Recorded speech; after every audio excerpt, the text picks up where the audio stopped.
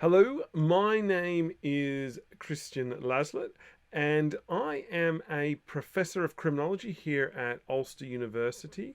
And for the past 15 or so years, I have been conducting forensic research into transnational criminal networks who use their power and resources to engage in a wide range of very profitable crimes, often using corruption and violence in order to obtain the illicit proceeds. And then they launder that money off into lucrative parts of the world, such as Switzerland, the United States, and the United Kingdom.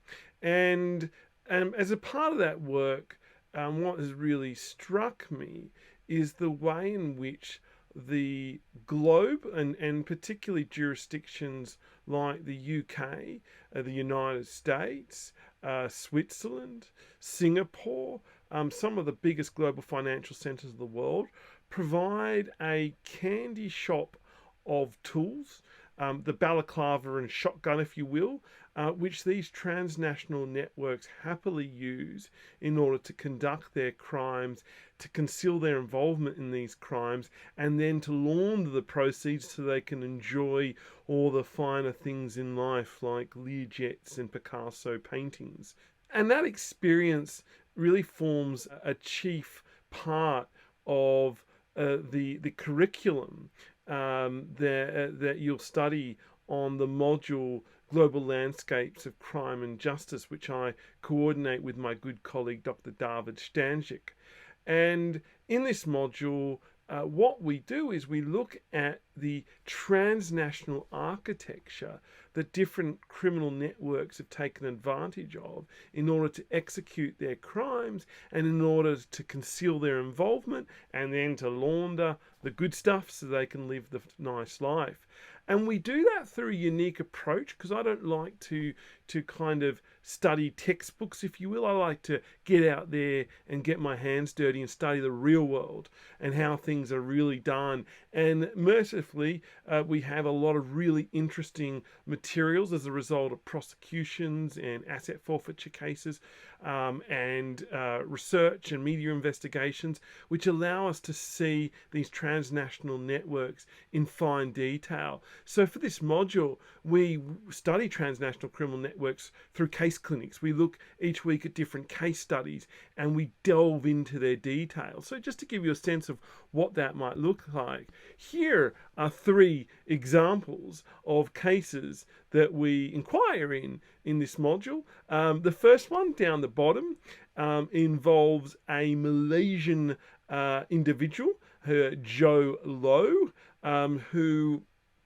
was involved in one of the largest embezzlement cases in the history of Malaysia that involved billions of dollars of Malaysian public money, and he embezzled this money in cahoots with the Prime Minister, whose son-in-law he was, should I say stepson, he was good friends with.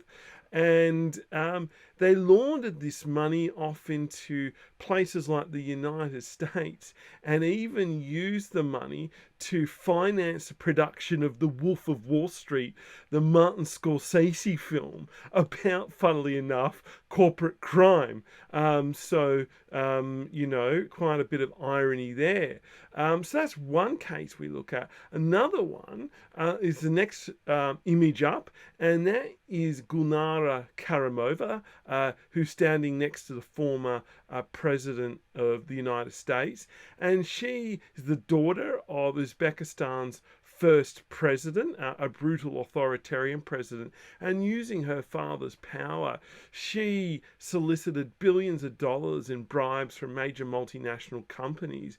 And she did this through a whole elaborate network of offshore companies in places like the UK that gave her the opaqueness needed in order to conduct this illicit enterprise under the radar. And then she shepherded the cash off into places like Switzerland, where she had mansions and jets and fine jewelry, everything that the heart could desire. We will look into that case of corruption. And then above that is a New York banker, very famous New York banker, Madoff, who, or in addition to being a revered member, or once a revered member of the New York banking community, also set up the most elaborate Ponzi scheme, I think, in the history of humankind. Again, using transnational structures in order to execute the crime, to diddle his investors, to conceal what was going on, and then to whisk the proceeds off into safe jurisdictions where he and his conspirators could enjoy the fine life. And so, as you might have detected from just that very brief examples of some of the cases we look at, and that's just a sample. The transnational structures are essentially the as I said before, the balaclava, the guns, and the getaway car of these kind of transnational criminal networks. And what do I mean by transnational structures? Well, I'll give you some examples here. So by transnational structures, I mean these people, to set up their crimes in order to conceal their involvement. Firstly, they usually need opaque companies, that is, corporate structures that no one can see into. And there's a whole range of jurisdictions that excel in providing not only those kind of corporate structures, but other secrecy vehicles, as we call them, like trusts. And UK is numero uno in that respect, particularly through its jurisdictions like the British Virgin Islands, Gibraltar, but also you have United States, where its particular states like North Dakota set up, have a whole range of secrecy vehicles that the world's criminal classes can avail of. And then once you have your secrecy vehicle to conduct your crimes, you also need your elaborate international financial networks. And unfortunately, there are more than a few revered international banks who are more than happy, it appears, to provide their services. And I've listed a few up there, including 2 UK banks there who've been implicated in major money laundering scandals. HSBC was helping to launder money for Mexican drug traffickers. Standard Charter's been involved in a number of high profile corruption cases involving foreign kleptocrats. And Danske Bank was at the center of a major Russian money laundering scandal. And not only do you need financial services, but you need lawyers to set up sham commercial fronts. So it looks like your dirty deeds are actually a legitimate commercial transaction. It needs accountants to help whisk the money off. It needs compliant auditors who see no evil, hear no evil. You probably get the gist now.